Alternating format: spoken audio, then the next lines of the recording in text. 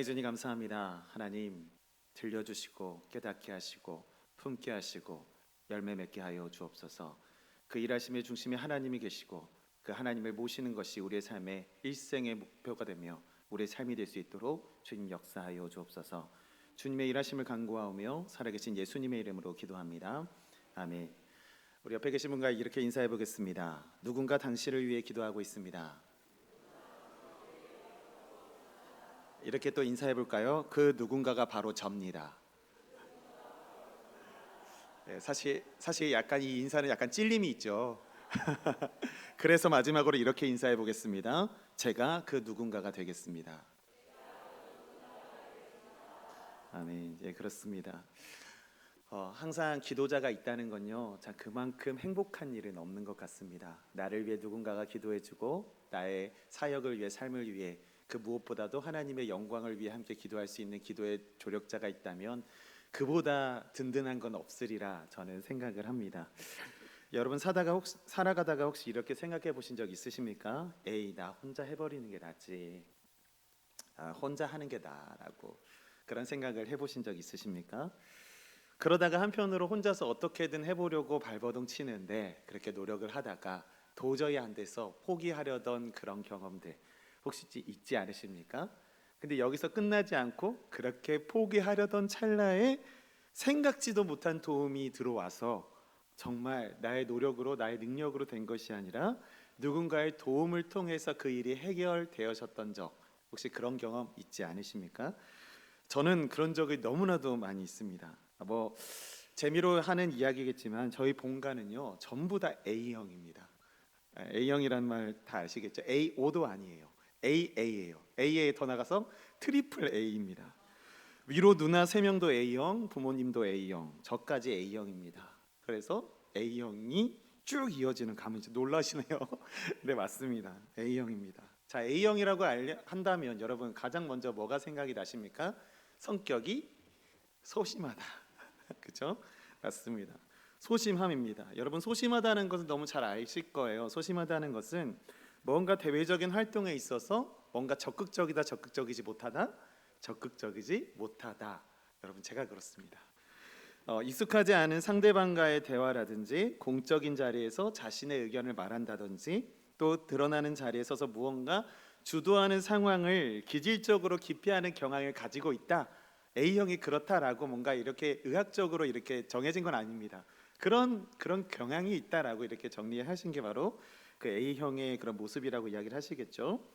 그래 제가 그랬기 때문에 제가 이 소심함에 대해서 너무나도 잘 압니다. 여러분 제가 소심해 보입니까?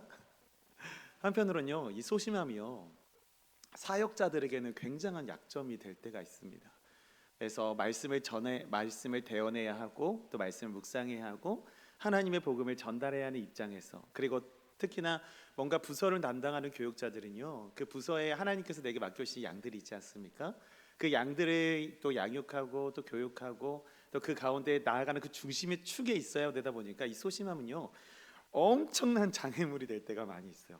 저도 그 때문에 얼마나 많이 어려움을 당했는지 참 웃기기도 하지만 슬픈 그런 경험들이 참 많이 있기도 합니다. 정말 말씀드렸던 것처럼 이 소심함은요 우리가 살아가는 일상 속에서도요 참 무슨 일을 하든 간에 장애물이 되는 경우가 많이 있습니다. 제가 이런 소심함을 가지고 참 많은 고민을 했었어요. 그러다가 리더는 어떤 사람이 되어야 할까라는 그런 리더에 대해서 어느 한 글귀를 읽는 중에 이러한 글귀를 읽었던 기억이 있습니다. 리더의 자질은 동료에게 일을 분배하는 것을 배우면서부터 성장한다. 여러분 혹시 동의하십니까? 처음에 제가 여러분께 여쭤봤죠. 에이, 혼자 해버리는 게 낫지. 에이, 혼자 하는 게 나아.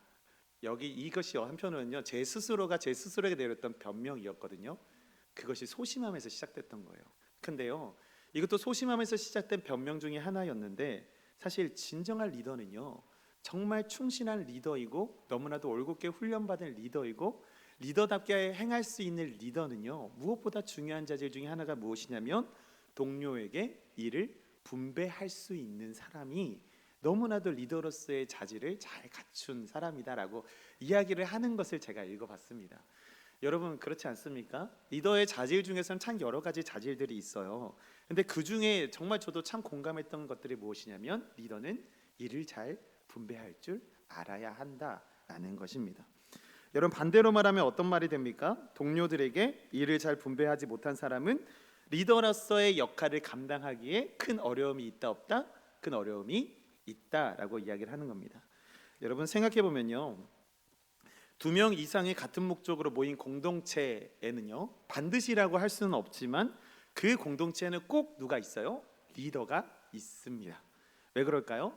리더가 행해야 할 뭔가 목적이 있기 때문이에요. 리더가 행해야 할 목적이 무엇이겠습니까?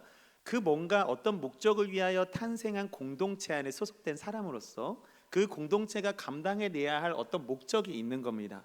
그래서 그 목적과 맡은 바 역할을 그 공동체가 잘 해결해 나갈 수 있도록, 잘 이행해 나갈 수 있도록, 잘 감당할 수 있도록 올바른 방향을 제시하기 위하여 리더가 있는 겁니다. 여러분 오해하시면 안 되는데요, 리더라고 해서 가끔은 결단을 내려서 어느 것을 딱 이렇게 해야 되라고 이렇게 결정할 때가 있습니다. 근데요, 그보다 리더의 역할은 무엇이냐면 길을 제시하는 거예요. 길을 제시하고 이 길로 가면 어떨까요? 함께 그것을 묻고 함께 결의하여 그것으로 잘 이끌어갈 수 있는 역할이 바로 리더의 역할이라는 것입니다. 그래서 리더의 자질은 너무나도 중요합니다. 그런데 우리가 이 리더의 자질을 논할 때면 항상 저 또한 그랬었지만 함정에 빠지는 것이 또한 이 리더의 자질이라는 표현이에요. 리더가 리더로서 그 자질을 갖추기 위하여 충분한 시간을 필요하다는 것을 간과할 때가 있다는 거예요. 여러분 이것이 너무나도 큰 함정입니다. 당장의 리더가 당장의 결과를 낼 수 있는, 또 당장의 능력을 발휘해야 한다는 그 생각이요, 신임 리더가 리더로서의 훌륭한 역할을 감당해낼 수 있는 상황이 되기도 전에 그 리더를 무너지게 하는 거예요. 여러분 리더가 처음부터 훌륭한 리더가 있겠습니까? 처음부터 뭔가 세워놨더니 당장 결과를 내놓는 리더, 여러분 타고난 분은 그런 분이 계실 수도 있어요. 갑자기 알지도 못했던 달란트를 발견하여 자신의 능력을 발견하여 갑자기 꽃을 피우는 그런 분들도 계실 수 있습니다. 그런데요, 여러분 처음부터 굉장한 리더는 없습니다. 그래서 우리가 간과하지 말아야 할 것은요, 신임 리더가 누가 세워졌든지 간에 리더가 리더로서의 훌륭한 역할을 감당해낼 수 있는 그 시기까지 기다려줄 수 있는 조력자로서의 역할이 우리에게 필요하다라는 거예요. 여러분 26년도가 시작되었습니다. 새로운 부서에서 새로운 역할을 맡아서 새로운 리더 안에서 또는 역할이 여러 가지 분배되어서 역할을 감당하고 계실 겁니다. 이런 상황에서 우리가 반드시 인지하고 우리가 염두해야 할 것이 이런 거는 거예요. 뭐야 새롭게 뽑아놨더니 아무것도 못하네. 여러분 이게 아니라요, 이분이요 정말 이 새로운 리더의 자리에서 뭔가 새로운 결실을 맺어갈 수 있을 만큼, 그만큼 훈련되고 준비되어 올 만큼 그를 위하여 기다려주고 기도하며 동역해줘야 하는 역할이 바로 그 주변에 있는 사람들의 역할이라는 겁니다. 여러분 그렇기 때문에요, 리더의 자질에는요 분명 먼저 말씀드렸듯이 여러 가지 자질들이 있을 거예요. 판단력도 있을 수 있고요, 결단력도 리더의 자질이라고 할 수 있겠습니다. 근데 제가 생각하기에는요, 어쩌면 그보다 중요한 리더의 자질은 무엇이냐면 그와 함께 일하는 동료 그리고 동역자가 그 리더에게 너무나도 중요한 자질이라는 거예요. 여러분 그 리더의 자질을 논하면서도요, 근데 이 사람은 자질이 안 되라고 논하기 전에요, 내가 먼저 그 리더를 세워줄 수 있는 동역자인가를 돌아봐야 한다는 겁니다. 왜요? 내가 옆에 있는 내가 그 리더의 자질이기 때문이에요. 그렇기 때문에 우리는 항상 나를 돌아본 후에 우리 옆에서 애쓰고 계실 리더들을 바라봐야 할 필요가 있다라는 겁니다. 동료가 누구인지에 따라 리더는 리더로서의 역할을 해낼 수 있는지의 여부가 결정될 수 있다라고도 말하는 것에 과언이 아닙니다. 그렇기 때문에 하나님께서는요 늘 우리 같은 축복과 같이 귀한 동역자들이 옆에 막 붙여주시는 거예요. 사람을 붙여주십니다. 너 혼자 감당할 수 없을 거 하나님은 잘 아시기 때문에, 나 혼자 감당할 수 없을 것 하나님은 잘 아시기 때문에, 그렇기 때문에 하나님께서는 우리 옆에 막 사람을 붙여주시는 거예요.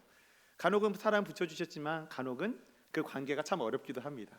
싸우기도 하고 다투기도 하고 무너지기도 합니다.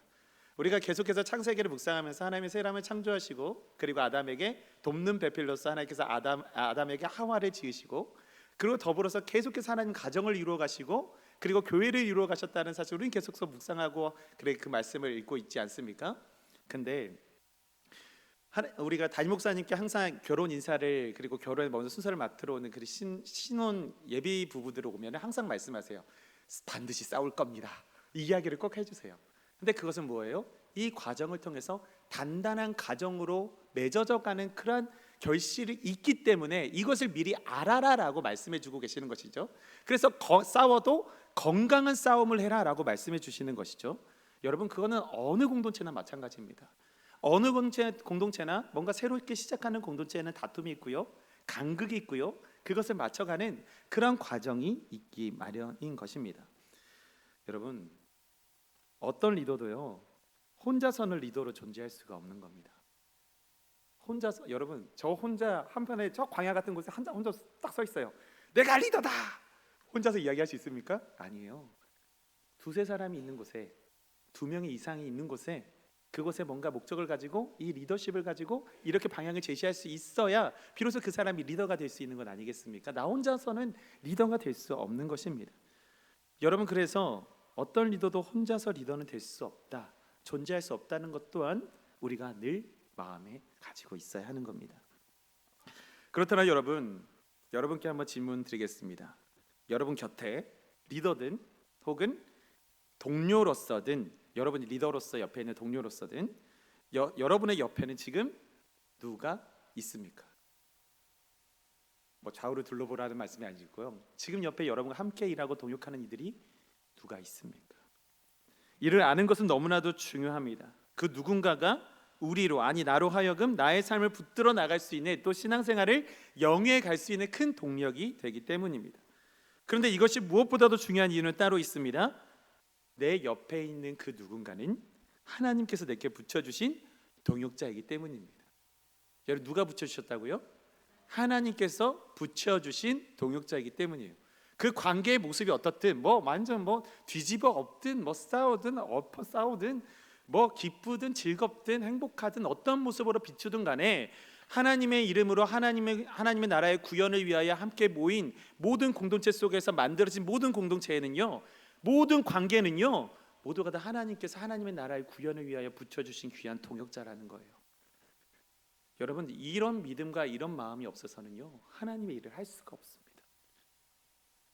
사람의 관계, 사람의 마음, 사람의 기준으로 우리가 하나님의 일을 하고자 하면요, 하나님 반드시 치시고요, 멈추게 하십니다. 내 옆에 있는 사람을 하나님께서 내게 붙여주신 동역자로 인지하게 하시고, 그렇게 만들어가게 하시고, 그를 통해서 열매 맺게 하시는 분이 바로 하나님이시라는 거예요. 아담에게 돕는 배필 하와를 만들어 주셨던 것처럼 말입니다. 여러분, 제가 그렇게 소심한 인물이면서도요, 그럼에도 불구하고 하나님께서 맡겨주신 사역을 감당하다가 어느 순간 정신을 차려보니까 목사 안수를 받았고 하나님의 말씀을 전하고 있게 되었습니다. 근데요, 제가 이렇게 가능했던 거는요, 제 능력이 특출나서가 아니고요, 뭔가 머리가 좋거나 재물이 많거나 그런 것도 일절 없고요, 모조리 기도의 능력으로 저는 이 자리에 있다라고 생각을 합니다. 그보다 먼저 하나님의 은혜가 있었기 때문에 저는 이 자리에 제가 있게 되었다고 저는 생각을 합니다. 여러분, 저는 단호히 말씀드릴 수 있습니다. 제게 붙여주신 동역자가 있지 않았더라면 저는 이 자리에 없었을 겁니다. 그리고 하나님께서는 그 동역자를 통해서요, 내가 네 곁에 있어라고 말씀해주고 계세요. 그게 저한테 너무나 큰 위로가 됩니다. 정말 제가 이제 교육자 수련회 얼마 전에 다녀오면서 영화 한 편을 봤는데, 너무나도 잘 아는 신의 악단이라는, 최근에 너무나도 그곳에서요 참 이야기를 하는데 동역자가 얼마나 중요한지를 알게 되었는데요, 그 동역자들과 함께 일하는 모습을 통해서요, 그 사람들의 무엇을 바라보느냐, 그 가운데 일하신 하나님을 바라보는 거예요. 여러분, 내가 혼자서 목회자가 잘나서, 목사가 잘나서, 전도사가 잘나서 여러분 아닙니다. 옆에 계신 장로님이 훌륭해서, 안수 집사님 일머리가 있으셔서 아닙니다. 그 모습을 통해서 하나님께서 자신의 모습을 드러내고 계시는 거예요. 그래서 우리 신앙생활의 결론은 어디에 다다라야 합니까? 하나님 홀로 영광 받으소서, 여기에 다다라야 하는 겁니다. 그래서 여러분, 뭔가 교회에서 지난번에 안은경 목사님께서 설교하시면서도요, 안 목사님께서 항상 경계하시는 말씀이 설교 끝나고 듣는 말씀 중에 항상 경계하는 말씀이 있다 그랬죠. 설교 참 좋았습니다. 이 말씀을 항상 경계하신다 말씀하셨는데요. 여러분 그것이요 어디로 연결되느냐? 이 설교를 통해서 이 말씀을 통해서 우리의 사역의 모습 모든 일부분 쪼개는 사소한 모든 삶의 영역 속에서 하나님 홀로 영광 받으시옵소서 라고까지 연결되어야 하는 것이 바로 우리 신앙인의 모습이 되어야 하는 겁니다. 여러분 하나님은요 우리 옆에 있는 동역자들을 통해 하나님께서 나와 동행하심을 드러내 주십니다. 하나님의 일을 감당함에 있어서 이보다 더 큰 위로는 없습니다. 내게 동역자가 있다는 것은요 하나님께서 나와 동행하여 주고 계시다라는 증거이기 때문입니다. 그렇기 때문에 우리의 생명은 내 힘만으로 유지할 수 없습니다. 여러분 성경에서 말하는 생명은요 예수님의 십자가로 완성된 구원의 열매입니다. 그렇기 때문에 예수님의 십자가의 결과로 얻음받은 생명은 이제 나의 것이 아니라 누구의 것입니까? 하나님의 것입니다. 그런데 그 독생자 예수 그리스도의 피로 값주고 사신 바 된 그 생명을요 하나님께서는요 저와 여러분에게 각자에게 맡겨주신 거예요. 그렇다면 내 생명 가운데 이루었던 내 인생 가운데 이루었던 모든 영광스러운 것들은 누구의 것입니까?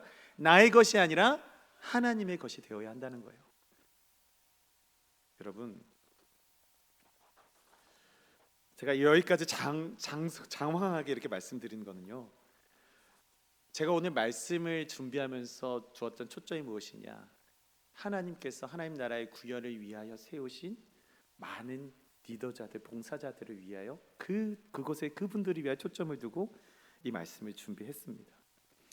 교회 안에서 묵묵히 섬겨온 분들, 누군가를 위해 늘 버텨왔던 분일수록 이런 마음을 품고 헌신의 자리에 머물러 있을 때가 있습니다. 먼저 말씀드렸던 것처럼 이 정도는 혼자 견뎌야지, 내가 무너지면 안 되지, 그런 마음으로 묵묵히 이런 마음으로 버티고 계신 분들 계십니다.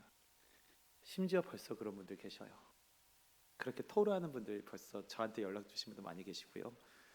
생각지도 못한 곳에서 괜찮았던 것 같은데 그분도 괜찮았던 것 같은데 라고 여겼던 곳에서 이미 불화가 그 불꽃이 일어나고 있는 것을 이미 많이 들어갑니다.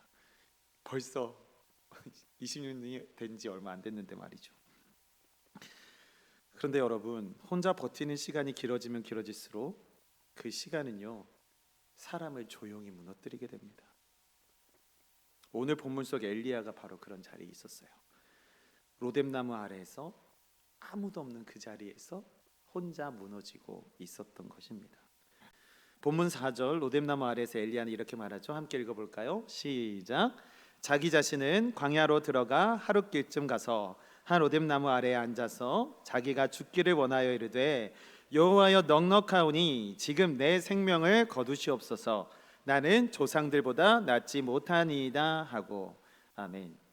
여러분 이 고백은요 신앙을 포기하겠다는 말이 아닙니다. 하나님을 떠나겠다라고 하는 말이 아닙니다. 그런 선언도 아니었습니다. 이 말은요 제게는 이렇게 들렸어요. 더 이상 혼자 감당할 수 없습니다 하나님, 이라고 말입니다. 그렇게 지친 사람의 절규처럼 제게는 다가왔습니다. 여러분 엘리야는 약한 사람이었을까요? 아니죠. 엘리야는 약한 사람이 아니었어요. 여러분 이렇게 고백하기 직전에 어떤 상황이 있었는지 잘 아시죠? 갈멜산 전투가 있었습니다. 그는 바알 선지자 450명과 아세라 선지자 400명 850명을 불러 자신 앞에 데려오십시오 라고 선전포고한 사람이었어요. 굉장하지 않습니까? 850대 1로 내가 싸우겠습니다. 아니요 정확히 말하면 나를 그렇게 그 850대 1로 싸우게 하실 겁니다 라고 선포한 사람이었어요. 누가요? 엘리야가 그렇게 말할 수 있는 배짱이 있는 사람이었어요. 근데요 지금 말씀을 읽어보니 어떻습니까? 이보다 초라할 수가 없어요. 할 수 없습니다. 내 생명을 거둬주십시오 라고 초라한 모습으로 나아가고 있는 것이었어요. 오늘 본문의 말씀은 너무나도 초라한 모습입니다. 마치 인생의 끝자락에서 하나님 앞에 하나님 저 못하겠어요, 모든 걸 다 내려놓은 것 같은 그런 모습으로 비춰집니다. 그럴만합니다. 갈멜산에서 큰 승리를 경험했지만 그 직후에 이세벨을 통하여 생명의 위협을 받고 도망쳐서 그 누구 하나 없는 아무것도 없는 광야에 홀로 남겨진 상황이 되었기 때문이에요. 여러분 엘리야가 곁에서 머물렀던 나무 이름이 뭐죠? 로뎀나무입니다. 여러분 로뎀나무 하면 어떤 느낌이 드십니까? 로뎀나무 뭔가 쉼이 있고, 엘리야가 쉬었던 곳이니까 쉼이 있고 뭔가 풍성하고 뭔가 안식이 있고 기쁨이 있는 그런 자리이지 않습니까? 실제로 교회 카페 주면 로뎀나무 카페라고 막 그런 로뎀나무라는 이름을 붙인 곳이 굉장히 많이 있죠. 제가 지난 성지순례중에 엔게디에 방문했을 때 로뎀나무 식물을 봤었습니다. 제가 사진을 준비했는데요. 여러분 어떻습니까? 생각하신 만큼 뭔가 풍성하고 쉼이 있고 안식이 있고 기쁨이 있고 위로가 있는 나무처럼 느껴지십니까? 여러분 로뎀나무 가까이 가보니까요, 그냥 가시나무였어요. 그 아래 기어 들어가서 쉰다? 여러분 불가능한 나무였어요. 너무나도 자금했어요. 조그맸어요.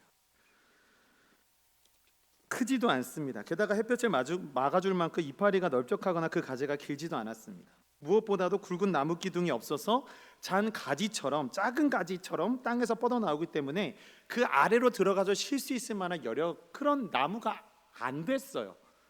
근데요, 엘리야는 하필 그런 나무를 선택해서 그 나무 아래에서 쉬고 있는 겁니다. 저 나무를 제가 실제로 보면서 만져보고 가시 찔려보면서도요, 저는 엘리야의 심정이 어땠을까? 왜 하필 이런 나무지? 좀 더 풍성하고 그늘이 많이 만들어준 나무 옆에서 쉬어도 될 텐데 도대체 왜 이런 나무를 선택했을까? 제가 느껴졌던 엘리야의 마음, 제 생각입니다. 제 느낌은요, 이 나무든 저 나무든 나는 이제 상관없어, 소용없어. 주님 날 걷어가 주세요. 그냥 이런 심정이었던 것 같아요. 그래서 저는 이런 질문이 들었습니다.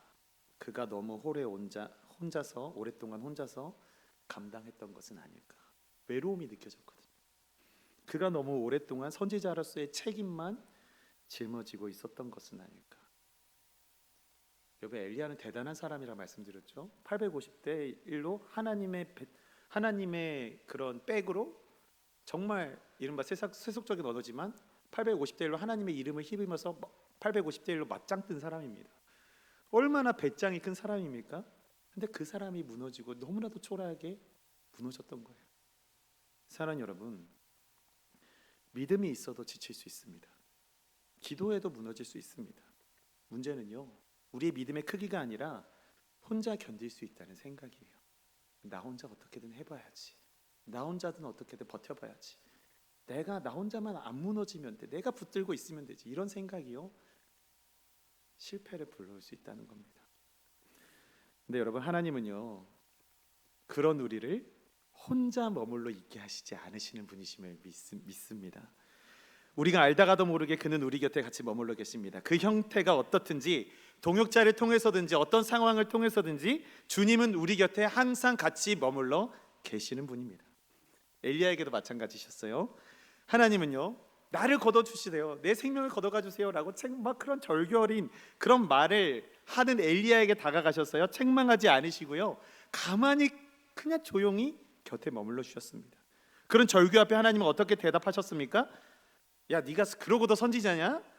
야, 너 왜 그렇게 약해졌어? 그럼 저번에 배짱 보여줘봐, 조금 더 힘을 내라, 이렇게 말씀하셨어요? 아니요, 하나님 그렇게 말씀하지 않으셨습니다. 어떻게 말씀하셨을까요? 본문 5절에서 7절의 말씀 제가 읽어드리겠습니다. 한번 그런 엘리야의 상황을 상상하시면서 들어보십시오. 로뎀나무 아래에 누워 자더니 천사가 그를 어루만지며 그에게 이르되 일어나서 먹으라 하는지라.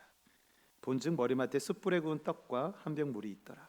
이에 먹고 마시고 다시 누웠더니 여호와의 천사가 또 다시 와서 어루만지며 이르되 일어나 먹으라, 네가 갈 길에 다 가지 못할까 하노라 하는지라.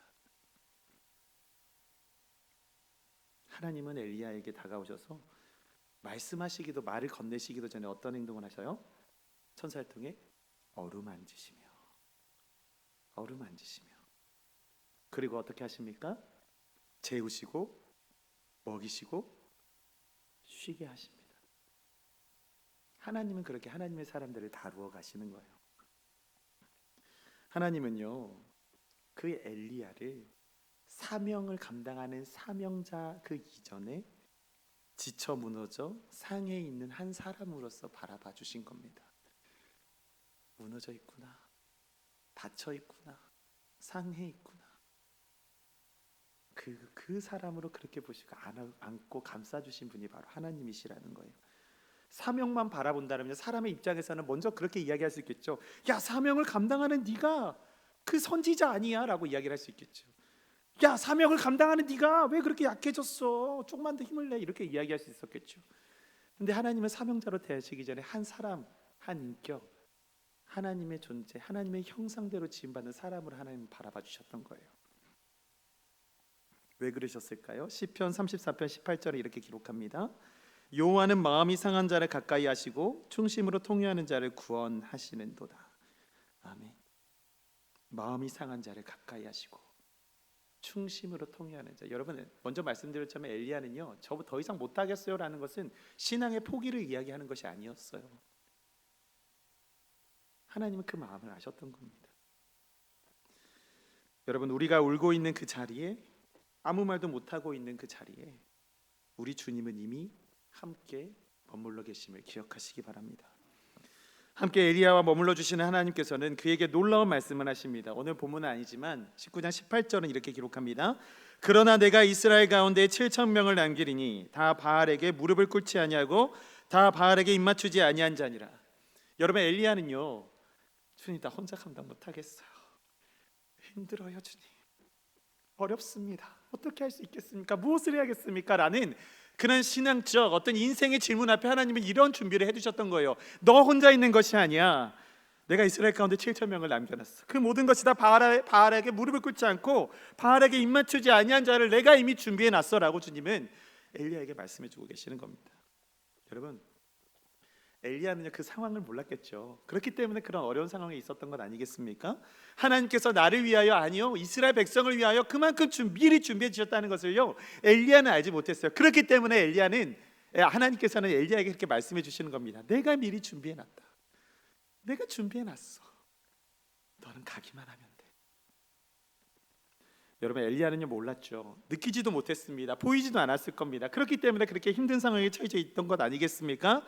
그러나 하나님은 이미 사람들을 준비해 주셨다고 그에게 세상이 줄 수 없는 어떤 위로보다도 위로가 될 수 있는 그 말씀을 허락해 주시는 겁니다. 사랑하는 여러분, 여러분을 위해 기도하는 사람이 있습니다. 당신이 알지 못하는 자리에서 당신의 이름을 부르며 기도하는 사람이 있습니다. 왜요? 어떻게 알 수 있을까요? 성령님이 나를 위하여 말할 수 없는 탄식으로 이미 간구하고 계시기 때문입니다. 그 하나님을 믿는 우리는요, 나를 위한 것뿐만 아니라 누군가를 위하여 기도해야 할 의무가 있는 것입니다. 여러분, 저 또한 먼저 말씀드렸던 것처럼 그 누군가의 기도로 하나님의 은혜를 입어서 이 자리에 서 있는 한 사람입니다. 이런 의미에서 한번 따라해 보실까요? 나는 누군가의 기도로 하나님의 은혜를 경험하여 이 자리에 있는 사람입니다. 아멘. 여러분, 제가 이 문구를 띄워놨지만 이 문구를 한 대여섯 번은 바꾼 것 같아요. 정말 고민해서 이 문구로 이제 적어놓긴 했는데, 하나님의 은혜를 경험한다라는 거는요, 굉장히 우리에게 큰 은혜 아닙니까? 근데요, 자칫 잘못하면 잘못 이해하시면 이 문구가 내가 인간이 어떤 노력을 해서 하나님의 은혜를 쟁취하였다라고 생각될 수가 있어요. 그게 아니고요, 하나님의 은혜는요, 내가 알다가도 모르게 이미 우리 가운데 있어요. 그가 십자가의 사랑으로, 아니요, 창세 전부터 하나님의 은혜는 우리 가운데 흘러오고 있습니다. 그런데 그것을 경험하는 시기는요, 사람마다 다르다는 거예요. 그것이 나의 사건으로 받아들여지기까지는 너무나도 사람마다 시간차가 있다는 거예요. 그런 의미에서 저는 하나님의 은혜를 경험하여라는 표현으로 바꿔 쓴 겁니다. 그런 의미에서 다시 한번 해볼까요? 나는 누군가의 기도로 하나님의 은혜를 경험하여 이 자리에 있는 사람입니다. 아멘. 이 고백을 하고 있는 여러분, 우리가 처음에 서로 인사를 나누셨듯이 내가 누군가의 기도로 하나님의 은혜를 경험한 자가 되었다면, 나 또한 다른 누군가가 하나님의 은혜를 경험할 수 있기를 위해 그렇게 기도하는 그 누군가가 되시길 바랍니다. 주님은 이미 저와 여러분 곁에 머물러 걷고 계십니다. 엠마오로 가는 제자들 곁에 알아보지 못하게 동행하셨던 것처럼 말이죠. 여러분, 머물러 계시다라는 말은요, 항상 내 옆에 떨어지지 않고 계시다는 것을 말씀하시거든요. 혼자서 속삭이듯이 말하는 것들도, 그런 것 같이 작은 신음소리 같은 소리조차도 우리 주님은 허투루 들으지 않으시고 뚜렷하게 듣고 계시다라는 말이 머물러 계시다라는 말입니다. 여러분, 그 믿음을 가지고 간구하는 자가 됩시다. 나와 우리들을 위해 기도할 수도 있지만 나와 우리들에서 머물러 있는 것이 아니라 너와 너희들, 그리고 더 넘어서 당신과 당신들을 위해서도 기도할 수 있는 그런 사람들이 됩시다. 여러분, 하나님께서 동행하셨고 그런 위로의 말씀을 주셨고 너와 너를 위해서, 그리고 이스라엘 백성들을 위해서 준비한 사람들이 있다라고 그 너무나도 위대한 위로의 말씀을 전하신 직후에 어떤 일들이 일어났을까요? 우리 19장 8절의 말씀 함께 읽겠습니다. 시작. 이에 일어나 먹고 마시고 그 음식물의 힘을 의지하여 40주 40야를 가서 하나님의 산 호렙에 이르니라. 아멘. 여러분, 하나님의 동행의 엘리야는요 40주 40야를 그 지쳐서 무너가서 바닥까지 갔던 사람이 갑자기 벌떡 일어나서 40주 40야를 가서 하나님의 산 호렙에 이르게 됩니다. 여러분, 40주 40야 하면 생각나는 게 있지 않습니까? 40일. 오늘 또 우리가 하나님께서 하늘을 여셔서 비를 쏟아 부으신 날이, 그러셔서 산꼭대기 15규빗까지 물이 찼던 날이 40일 아니었어요? 그리고 모세가 시내산에 올라갔던 그 날짜가 또 40일 아니겠습니까? 여러분, 이 40이라는 숫자에는요 정결케 하시는 하나님의 뜻이 담겨 있는 거예요. 엘리야가 다투고 갈멜사 전투에서 승리하고 죽음의 위기에 맞부딪혀서 도망자의 신세가 되어 그가 다 무너져 내렸을 때 하나님은 그를 위로하시고 하나님의 산 호렙에 보내시며 그를 정결케 하시는 것입니다. 다시금 사용받을 수 있도록 하나님께서는 불러주고 계시는 거예요. 여러분, 오늘 말씀은요 주님께서 조금만 더 버텨라라고 말씀하시는 게 아닙니다. 혼자 느끼는 우리 모두의 곁에 내가 늘 머물러 줄게라고 약속해 주시는 말씀입니다. 혹시 오늘 이 자리에 오시면서 마음이 로뎀나무에 앉아있는 엘리야의 모습처럼 마음과 심령과 그리고 삶이 무너진 상태로, 지친 상태로 이 자리에 오신 분 계십니까? 누군가로 인해 실망하고 무너져서 마치 감당할 길이 없는 것처럼 막막한 곳에 머물러 계신 분 계십니까? 여러분, 그 장소는 우리 하나님이 우리와 함께 머물러 계시는 이상 부끄럽고 수치스러운 장소가 아닙니다. 하나님이 가장 가까이 머물러 계시는 거룩한 장소입니다. 오늘 주신 말씀을 통해 혼자 견디려 했던 마음이 있었다면 그 마음을 과감히 내려놓으시고 곁에 계신 주님과 잠시 기대는 은혜가 우리 모두에게 있기를 축원합니다. 기도하겠습니다. 사랑의 주님, 감사합니다. 우리와 함께 머물러 주시는 주님, 우리와 함께 거닐어 주시는 주님, 우리를 밀어주시고 당겨주시며 옆에서 손잡아 주시며 끌어올려 주시며 아래서 받쳐주시는 주님, 나에게서 한 치 앞도 한순간도 떨어지지 않으시는 주님을 찬양합니다.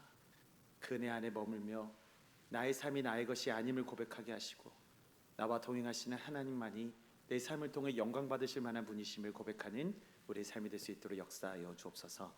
주님께 모든 영광 올려드리며 살아계신 예수님의 이름으로 기도합니다. 아멘.